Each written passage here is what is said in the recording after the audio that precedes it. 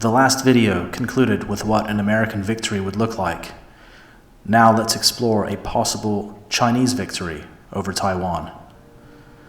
Of course, the Chinese do not have a global reach, so any notion of a contained USA or the mainland facing some kind of invasion or occupation is impossible. The Chinese have never been expansionist, not globally at least.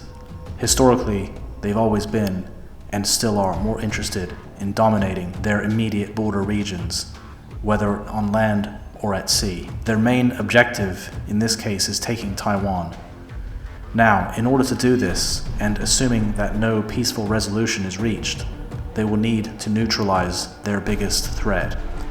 That is, the United States Navy, and more specifically, the aircraft carriers which have been the vanguard of American power projection since World War II.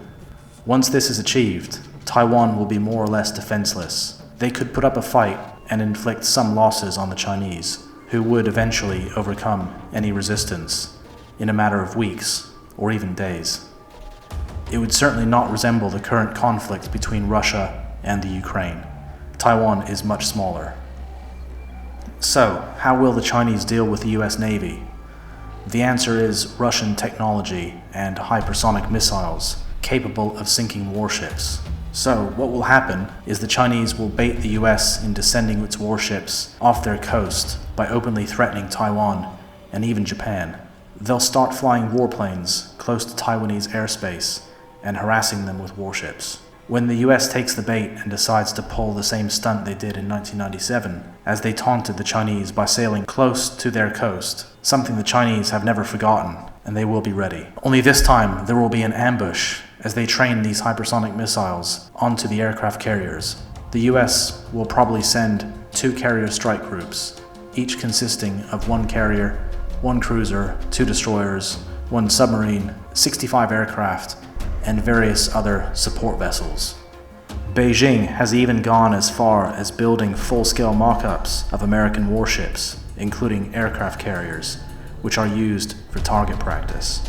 If they sink just one of these carriers, it will cause more American deaths than the entire Iraq War.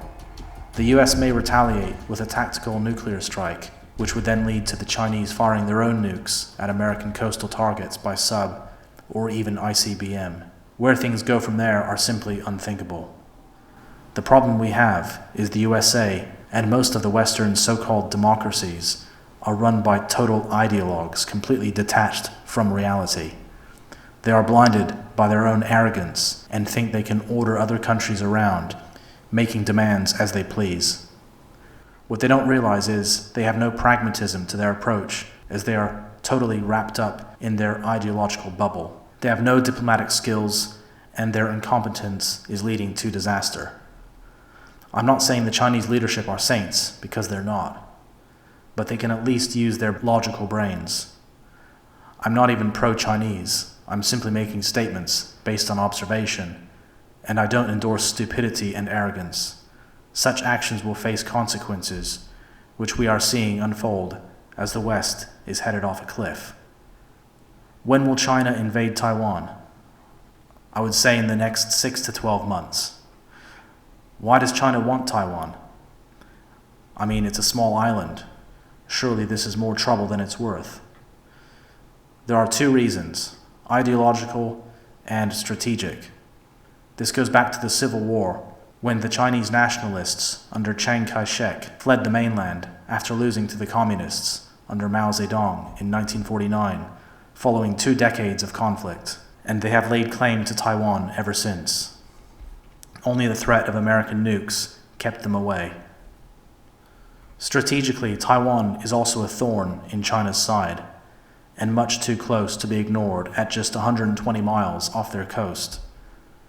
General Douglas MacArthur referred to Taiwan as an unsinkable aircraft carrier, inferring its offensive capability against communism in the early days of the Cold War.